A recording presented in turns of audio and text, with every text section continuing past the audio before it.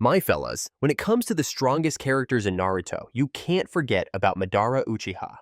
完成体スサノー While he mostly shows up through flashbacks and only really unleashes himself in the final parts of the story, his influence and power are so vast that they impact the entire timeline. So just how strong is Madara, really? Almost forgot. We've hit 3,000 subscribers already. Thanks so much for all your support. We're aiming to smash that 10,000 mark. So, if you want more top-tier content like this, don't hesitate to drop a massive like and hit subscribe so you don't miss any updates. And especially, don't forget to give a thumbs up so Madara knows about the support from all the true fans out there. 失敗だ Now, diving into Madara's strength, first, we gotta go way back to the Warring States era. Yeah, the time when ninja clans were constantly at each other's throats. Not exactly the best time to be around, but Madara was living it. He was fighting in wars from a super young age, and it's said that he took down a bunch of grown-ass Senju ninjas, a clan known for their insane vitality and massive chakra reserves. With his Gunbai and his sick weapon skills, seriously, have you ever noticed how good Uchiha clan members are with weapons and ninja tools? He sent a lot of enemies to their graves. In the midst of all the war and bloodshed, losing loved ones is what triggered Madara's Sharingan awakening. And this is where his power gets even scarier. The Sharingan, that bright red eye, doesn't just let the user track every single move of their opponent with pinpoint accuracy, but it can also copy ninjutsu, as long as the user has enough chakra and physical stamina for it. What's even more interesting is that we can guess Madara was probably a beast at genjutsu too, because that's one of the Sharingan's special abilities. Hell, he could even control the full form of Kurama with his eyes alone. Now, remember, we're only talking about the early stages of Madara's life here. Later on, Madara awakened the Mangekyo Sharingan. It's like upgrading from a bicycle to a supercar. That eye is on a whole different level. What's interesting though, is that even though Kishimoto never revealed Madara's special ability with his Mangekyo Sharingan, yeah, each person with that eye has their own unique ability. That might have been a deliberate choice. Just think about it. A Madara who's already insanely powerful, adding another ability, that might have made things a little too unfair for the other characters, right? Madara didn't need some new special ability to be OP. We just need to talk about Madara's Susanoo. His Susanoo is massive. It's way bigger than any mountain, and when Madara completed the perfect Susanoo, he literally became a force of destruction. Just one swing of the perfect Susanoo's sword could split an entire mountain in half. That's a level of power that might as well be legendary. And you know what the craziest part is?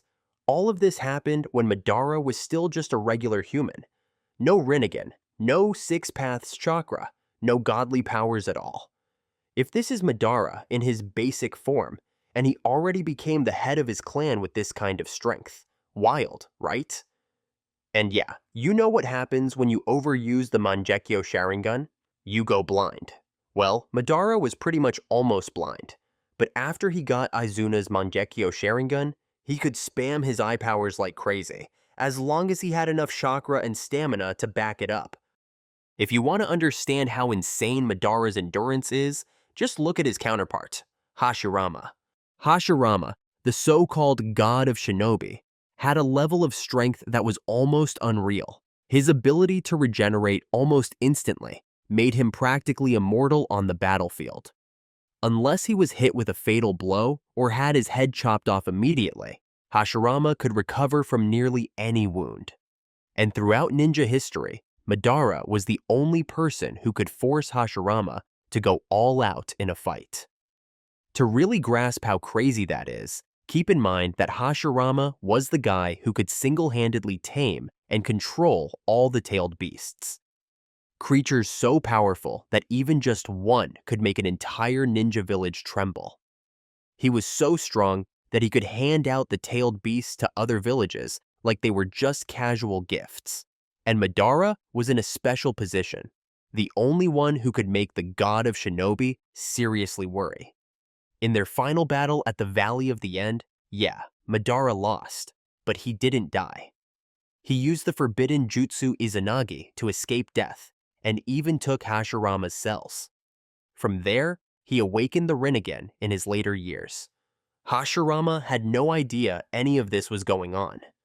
Madara then became the ghost of the Uchiha clan, silently watching the world of ninjas for a long time. And then he died. Old age, of course. I mean, who doesn't die eventually? But for Madara, death was never the end. He had already prepared for his return. Revived through Edo Tensei, with the Rinnegan in hand and Hashirama's cells coursing through his body, Madara could now use wood release, a power that had only been possible for Hashirama before. And not just that, with Edo Tensei, his body was practically immortal, and the only way to deal with him was sealing him away. No one could actually defeat him. When he was revived, Madara single-handedly dominated the Shinobi Alliance and outclassed all 5 Kage at once. He created a massive wall of flames heading toward the Alliance, forcing many ninjas to team up and use water release to counter it. You know, fire meets water, and when the water evaporates, it creates a thick mist. Taking advantage of that, Madara jumped right into the middle of the Alliance and wiped out tons of them with just his taijutsu. And then, he unleashed Susanoo and called down a meteor from the sky. But what was even scarier wasn't just the sheer destructive power of this attack, but Madara's attitude while doing it. When the Shinobi Alliance finally managed to stop the first meteor, yeah, they pretty much used all their tricks and barely managed to block it. Madara was just like, "Alright, that was good, how about another one?" And then dropped another meteor like he was playing some kind of game. He literally crushed the Shinobi Alliance all by himself. He used massive scale wood release, and in the blink of an eye, created an entire forest just to test out the jutsu he could use now that he had Hashirama's cells. Yeah, it seemed like when he was alive, he never really got the chance to try them out. Even when facing the 5 Kage, Madara never once hesitated. But you know what's the scariest part? He didn't even take them seriously. Madara kept mocking the Kage, literally making fun of them for doing a 5v1. He even used Shadow Clone Jutsu to have 5 of his clones fight just one Kage at a time, and just watched as they struggled. Like, imagine that, 5 Madara clones just toying with one Kage each. And he wasn't shy about it either. Madara actually asked them, "Do you want me to have my clones activate Susanoo, or is that too much for you guys?" He looked down on Tsunade, one of the greatest medical ninjas in history, saying she was nothing compared to Hashirama. Madara didn't even consider the current Kage worth his time. To him, they were just weak copies of the shinobi legends from the past. And guess what? He straight up proved it by wiping the floor with all of them. Tsunade once proudly said she had the will of fire and would fight until the end. Madara, in his usual cold, mocking tone, was like, "Really? What's that supposed to mean? The will of fire? Does that give you strength or something? Is that your secret power?" In case you don't remember, Madara was actually one of the co-founders of the Hidden Leaf Village with Hashirama, so he knew that will of fire stuff all too well. He was there from the beginning, bro. With the near-immortal Edo Tensei body, there was really only one way to stop Madara, seal him away. But the Kage couldn't do that. They weren't strong enough. Madara was out here using Rinnegan, wood release, fire release, and constantly switching between Susanoo like it was nothing. Madara was basically fighting like, "So, do you guys have any other tricks up your sleeve, or is this it? I'm just waiting to see what you can do." There was only one person who could possibly be Madara's equal, Hashirama. When Madara saw that Hashirama had been summoned through Edo Tensei, he was practically glowing with excitement. Finally, a worthy opponent. Finally, someone who could actually stand up to him. But that terrifying strength? That was just a part of Madara's legend. What really made him so terrifying was his genius-level strategy. Take the battle with Edo Hashirama, for example. Most people thought Madara was at a disadvantage, since Hashirama also had an immortal body, right?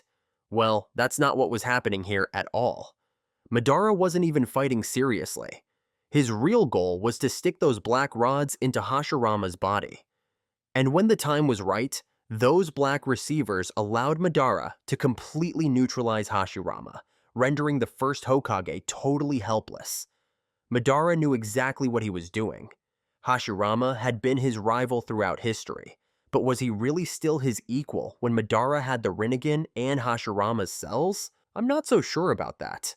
When Madara was revived and had a living body, he sealed Hashirama's movements with those black receivers and started draining the Sage Chakra from him. And let me tell you, Sage Chakra is not something just anyone can learn, and not everyone can even use it. But Madara? Nah, for him, it was like, oh, so this is how Sage Chakra works? I thought it'd be more complicated. He absorbed it and used it without a hitch, like he'd been practicing Sage Mode for years. Forget about the inert body of Ito Tensei. Would Madara let that slow him down? Hell no. On the contrary, he could go all out. When he was revived, he didn't even need to open his eyes to fight. The moment he got his hands on even one Rinnegan, Madara basically turned off the lights on the entire battlefield.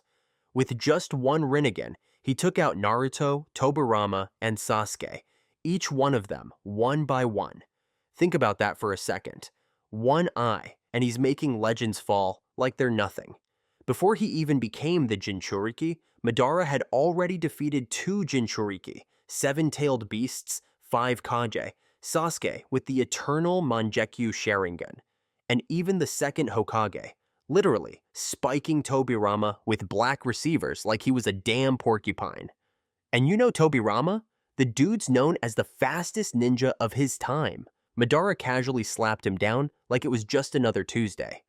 And then there's the Rinnegan. This eye technique is ridiculously overpowered. When Madara got his hands on it, he started hunting the tailed beasts like they were just cute little pets. Now, here's the thing. The Rinnegan requires massive chakra reserves. The more you use it, the more you wear yourself out, especially with the crazy techniques it lets you do. But you know who that rule doesn't apply to? Madara. Unlike Nagato, who would burn out using the Rinnegan like there was no tomorrow, Madara was using it at insane levels and barely even breaking a sweat. Dude didn't even look a day older. And once Madara absorbed the 10 tails and gained the power of the Sage of Six Paths, he truly entered the highest realm a ninja could reach. This guy was unstoppable. The entire Shinobi Alliance? Yeah, that was just a warm-up for him. Anybody could step up, but he wasn't backing down.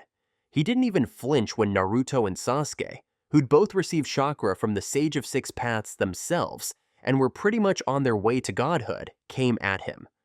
Madara was still in full control. And do you want to know what makes him really untouchable? His immortality. He didn't even have to worry about dying. Dude was practically immortal. Speaking of that immortality, let's talk about his hot item, Limbo. This isn't just any jutsu. This is a real game hack. Imagine you're playing a fighting game, and your opponent can create invisible clones with the same power as themselves. The kicker? Only a few people, Naruto and Sasuke, can even see them. Sound unfair? Yeah, that's exactly what Limbo does. At first, with just one Rinnegan, Madara could create a single Limbo clone, and that alone was enough to make your head spin. But when he got his other eye back, oh boy, things went completely nuts. 4 Limbo clones all at the same time. It's like you're in a game, and suddenly your opponent gets to control 4 characters while you're stuck with just one. Fair? Nah. But who cares when you're Madara?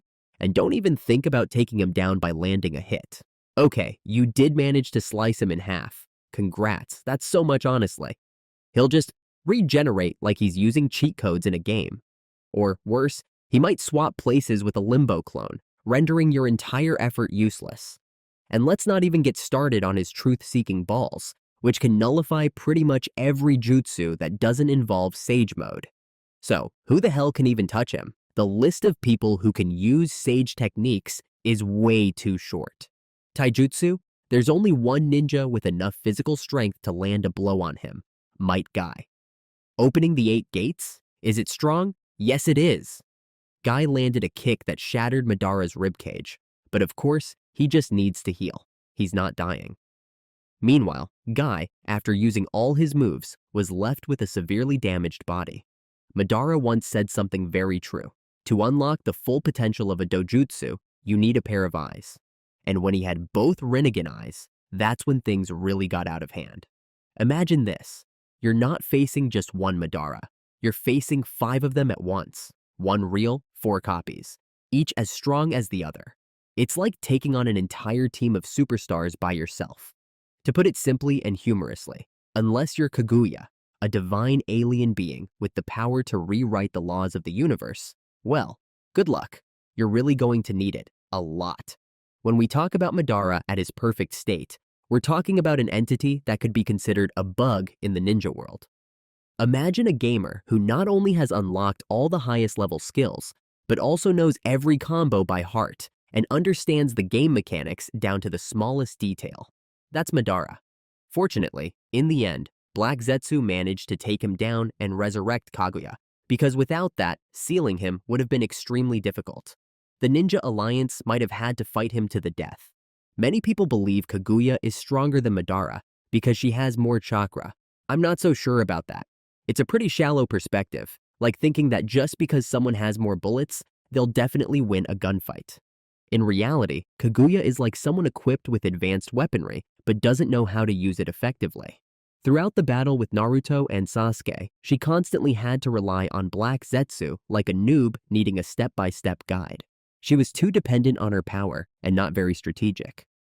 On the other hand, Madara was not just a fighting machine. He was a master of strategy. Listen, he was behind so many upheavals in the ninja world. He could manipulate the entire ninja world even after his death. Even before he was resurrected, he calculated that Obito would become the Jinchuriki of the Ten Tails and had already prepared a plan to defeat Obito. Many people think Madara didn't fully understand his old pupil's true power, but they were wrong. Thanks to Hashirama's cells, Madara could sense and analyze Obito's strength from afar throughout the battle. And when the time was right, he effortlessly stole Obito's power, becoming the Jinchuriki of the Ten Tails, taking another step closer to his ultimate goal of executing the infinite Tsukuyomi and becoming a godlike being. He could totally read Sasuke's Sharingan. Well, let's be real. Well, in every sense, Sasuke is just the master's grandson after all. Madara could size up both Naruto and Sasuke's strengths pretty easily. He was like, yeah, Sasuke's faster, Naruto's jutsu are an annoying pain, and these two are definitely a huge step up from regular shinobi. Madara did not underestimate his opponents. The thing is though, he wasn't really worried during the fight. By this point, he had a whole list of ways to wipe the floor with them, and don't even get me started on his arsenal of jutsu. These two were probably seeing moves they'd never even dreamed of, and Madara was ready to whip out whatever he needed at any moment. Need an army? Sure. Wood clones, shadow clones, and oh yeah, 4 Limbo clones, all as strong as Madara himself. He had so much chakra, creating clones was like child's play for him. But the real kicker, Madara was a battle genius.